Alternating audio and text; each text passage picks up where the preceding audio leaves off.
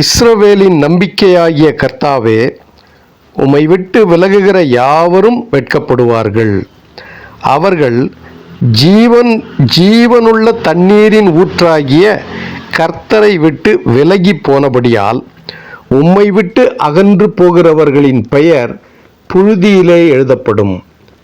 கர்த்தாவே, என்னை குணமாக்கும், அப்பொழுது குணமாவேன். என்னை இரட்சியும், அப்பொழுது இரட்சிக்கப்படுவேன். தேவரீரே என் துதி.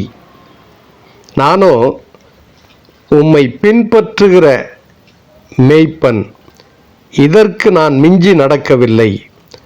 ஆபத்து நாளை விரும்புகிறதும் இல்லை என்று நீர் அறிவீர். என் உதடுகளிலிருந்து புறப்பட்டது உமக்கு முன்பாக செவ்வையாயிருந்தது. நீர் எனக்கு பயங்கரமாயிராதேயும். தீங்கு நாளில் நீரே என் அடைக்கலம். ஆமேன். எரேமியா 17, 13, 14, 16, 17 வசனங்கள்.